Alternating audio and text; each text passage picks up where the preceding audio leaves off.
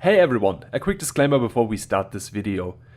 In my transition and in the background of this video, I'll play music from Aurelio Voltaire. I'm a huge Voltaire fan and he inspired me to build the deck I show you today. Please check out his channel, The Lair of Voltaire. I linked his channel in the video description. Show him some love. He is a great musician, great artist and great songwriter. Let's start the video.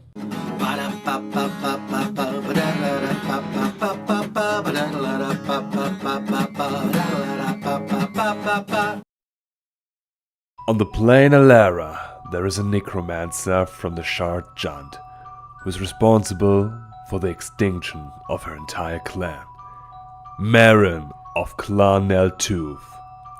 Let's see if she can catch up to the rank of a master necromancer commander, if not the necromancer commander.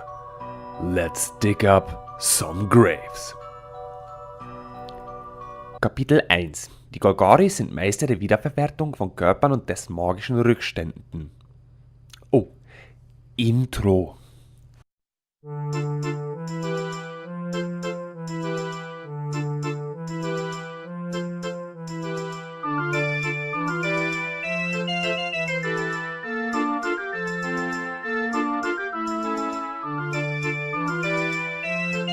Hello everyone, I'm Runemoon and welcome to the Moon Library. Today we talk about my first commander and also my favorite commander, Meren of Clan Toth.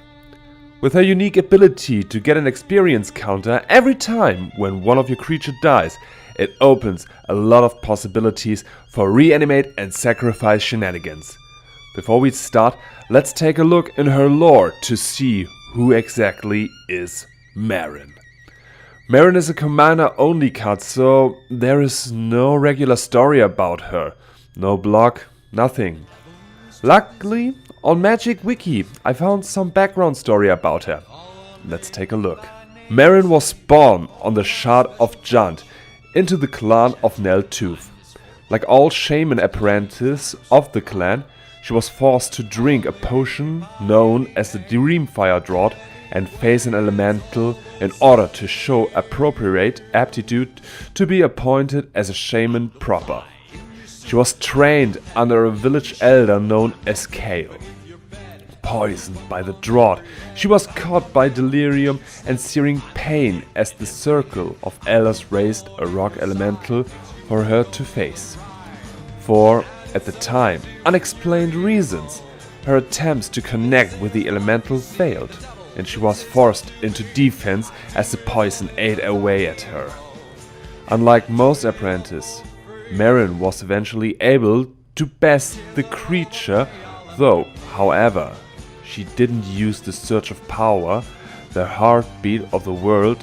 Instead, she drew upon the darkness between the beats and destroyed the elemental using what she would eventually learn to be necromancy. After this, she was deemed dangerous and evil, and the elders watched in horror as the girl collapsed and destroyed the creature entirely.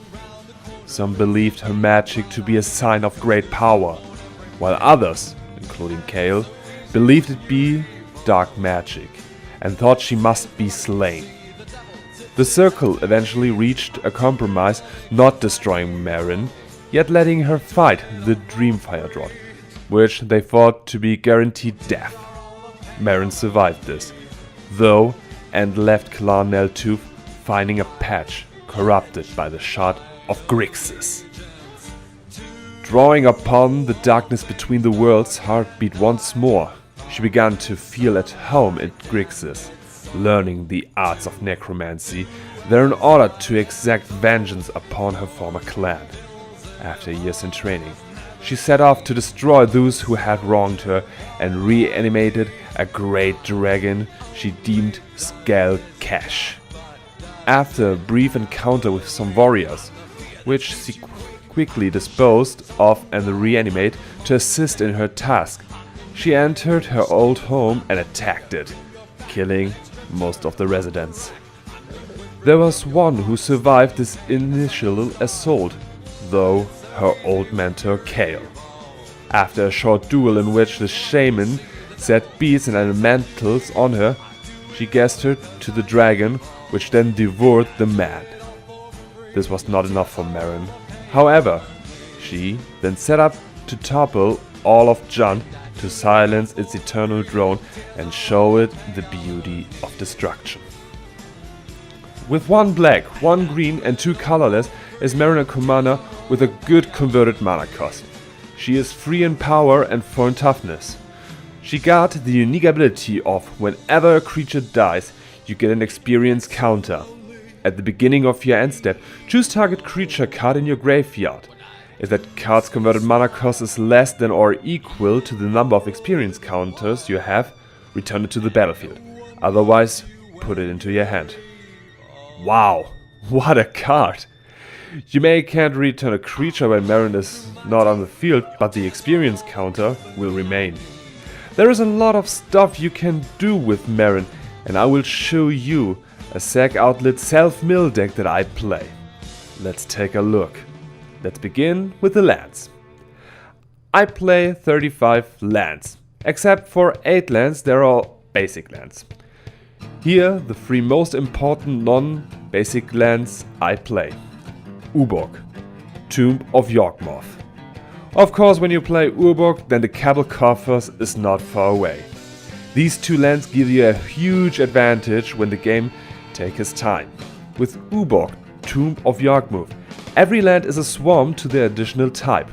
With Cabal Coffers, you can pay 2 and tap it, and you get that much black mana in your pool for the number of swarms you control, which is a lot thanks to Urborg. The other land is Phyrexian Tower. You can tap this land for colorless mana, or you can sacrifice a creature and you get 2 black mana in your pool.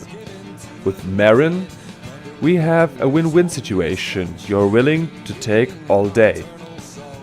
Alright, after the lands, let's take a look for the creatures.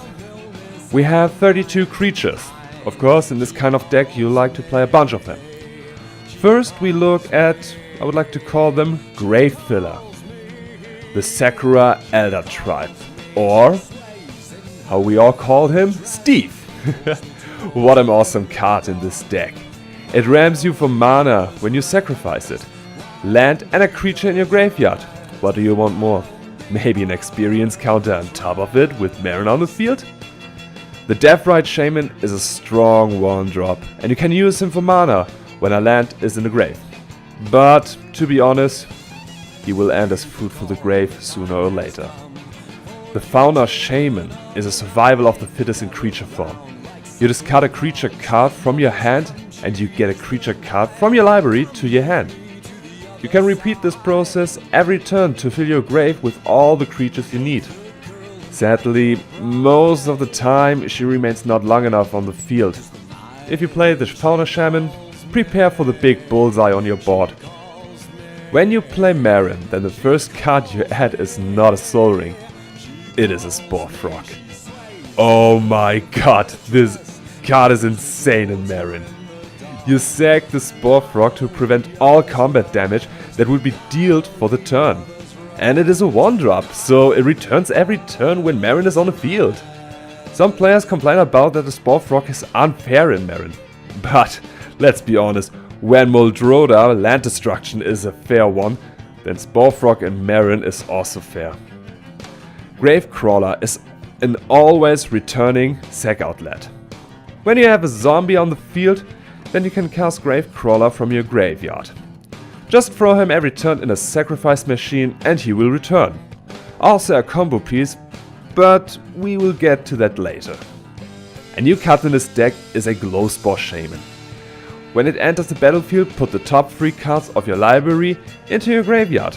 You may put a land card from your grave on top of your library.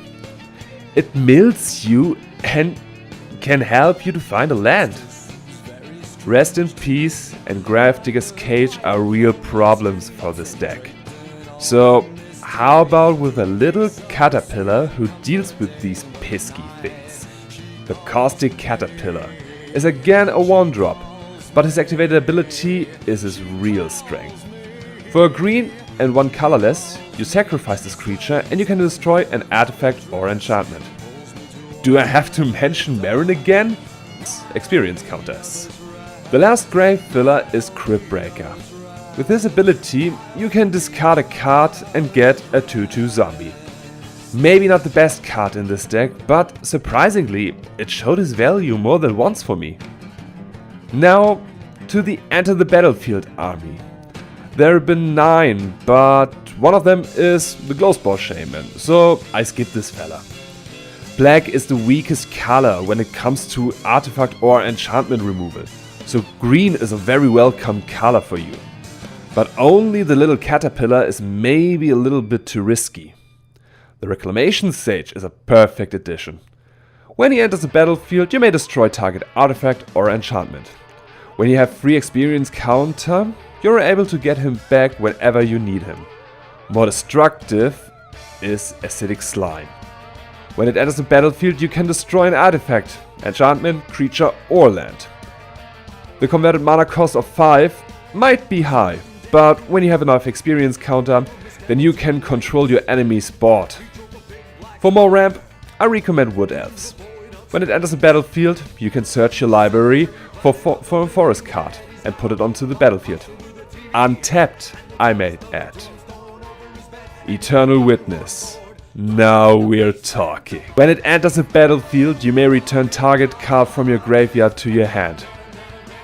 Recycle your removals you used. Get an enchantment, a creature, whatever you want back. With Meren is the Eternal Witness an all-time regroove. Avenger of Zendikar is maybe an odd addition, but his Enter the Battlefield effect is something. You get 0/1 plant tokens for every land you control when this creature enters the battlefield. That means a lot of food for your sack outlets and counter for Meren. His landfall effect is nice, but most of the time the tokens never survive an additional landfall or the game is already over. The Lucius Gearhulk is a creature removal with life gain ability. I use it so many times when Meren has 6 counter to bring the Gearhulk back, destroy a creature and sacrifice it again. Last we have the Flashback Marauder and Plague Crafter. Their effects are pretty similar, but the Plague Crafter is able to do a little bit more. When a player can sacrifice a creature or planeswalker, that player must discard a card. Now, let's talk about all the threats in this deck. These creatures have to be removed as quick as possible. When they stay for one turn, it might be too late for the opponent. Let's start. When you drop in turn 2 Liliana Heretical Healer, then your opponent knows this might escalate quickly. When another non-token creature you control dies, Liliana flips to her Planeswalker form and you get a 2/2 zombie token. She comes with 3 loyalty counters and her abilities are +2, each player discard a card. Great! Fills your grave and your opponent loses source in his hand. -X. Return target non-legendary creature card with converted mana cost X from your graveyard to the battlefield. When she has 5 counters, you have a big choice in your grave already. -8. Her ultimate. You get an emblem with whenever a creature dies, return it to the battlefield under your control at the beginning of the next end step. Or let us just say you win the game. This is a game over for your opponent. The Massacre Worm is with his Enter the Battlefield strong, but his threat is his second ability. Whenever a creature an opponent control is put into a graveyard from the battlefield, the player loses 2 life. The thing is, with this deck, a lot of creatures will die, with difference that my creatures will return. My opponent loses a creature and loses 2 life, and with battle damage on top of it. The Grim Flayer is a 2-drop with trample and it helps you to dig through your deck. Even a mid-game stat, I found a high value for him. This is a political card. You let someone pass if you can hit them with your Grim Flayer. 1 card in your grave can turn the entire game into your favor. So why not let the opponent do as he wishes when you build everything up for the one big shot that wins you the entire game. Mikaeos, the Unhallowed. When you play this bad guy, you have to finish the game on the spot. He will never survive a turn. He is a main combo piece in this to end games with a second ability. Other non-human creatures you control get +1/+1 and have Undying, which means whenever a creature dies and it has no +1 counter on it, it returns with +1/+1 counter on it. I will later explain which combos are possible with this insane ability. After the Protein Hulk got unbanned, he was an auto-include. When Protein Hulk dies, search a library for any number of creature cards with total convert mana cost 6 or less and put them onto the battlefield. If you miss a combo piece, Protein Hulk will find it. Again, a new card in this deck is Underrealm Lich. Whenever you withdraw a card, instead look at the top 3 cards of your library, take one of them in your hand and the rest into your graveyard. Play this card with Sylvan Library and dig for 12. Holy!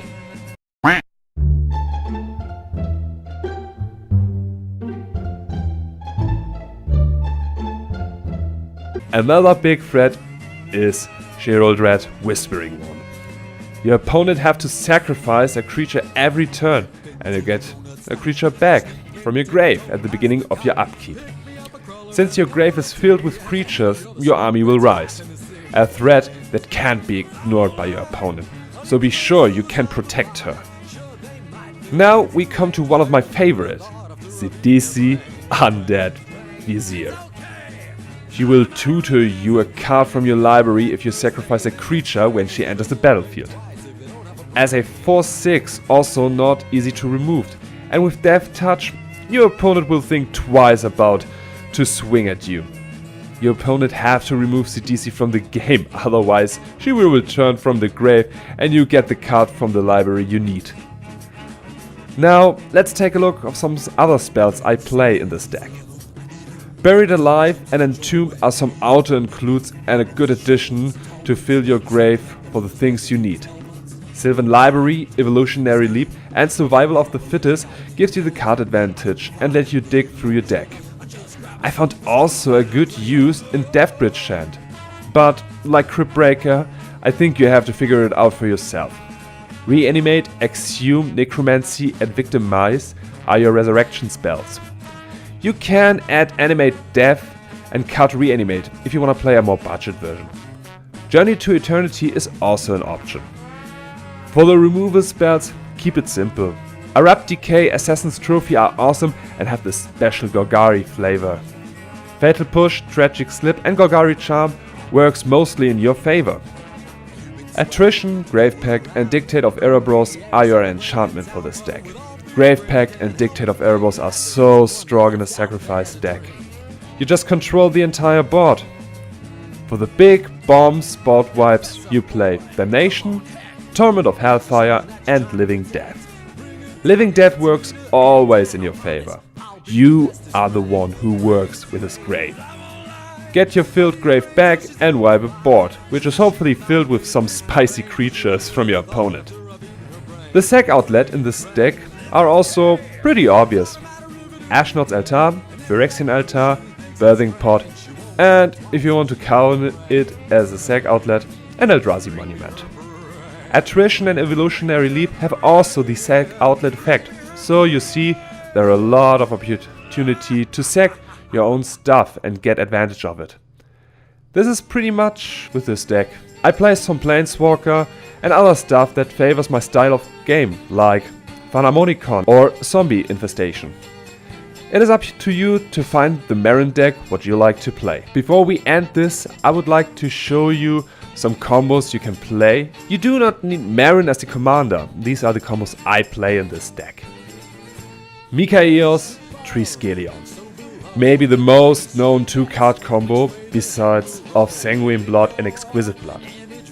You shoot with Triskelion, 2 damage to a player, Then remove the last +1/+1 counter to kill your own Triskelion, and Mikaeus brings him back with an +1/+1 counter. This works because you remove all counters from Triskelion, and this triggers the Undying effect, which brings a creature back if it has no +1/+1 counter on it. Result: endless damage. Grave Titan, Ashnod's Altar, Nim Death Mantle. This combo gives you endless colorless mana and endless 2/2 zombie tokens. When the Grave Titan enters a battlefield, you get 2 zombie tokens. Then you sacrifice the zombie and the Grave Titan for the Ashnod's Altar. When the Grave Titan dies, it will trigger the Nim Death Mantle. You pay the 4 colorless mana you just get from the Ashnod's Altar and bring the Grave Titan back to the battlefield. The Grave Titan enters the battlefield effect triggers and you get 2 zombies. Now you have 3 zombies and a Grave Titan. Just repeat the process as much as you want. Gravecrawler, a zombie, Phyrexian Altar and Blood Artist. A combo I found out by accident. When you have a zombie on the battlefield, you can cast the Gravecrawler from your grave for 1 black mana. So here's the thing. You sacrifice the Gravecrawler for the Phyrexian Altar and choose 1 black mana. When your Gravecrawler dies, it triggers the Blood Artist. An opponent loses 1 life and you got 1 life. Now you use the black mana to cast your Gravecrawler from the grave back to your battlefield. Remember, this works only if you have a zombie on the battlefield, other than the Gravecrawler. This is a surprise combo which comes out of nowhere. Well, I guess this is it.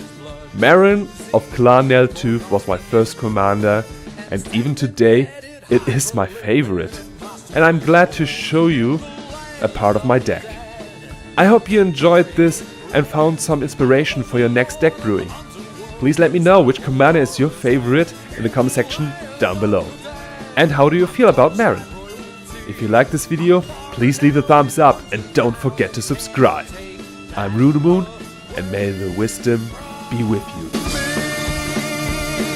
You can't take that from me.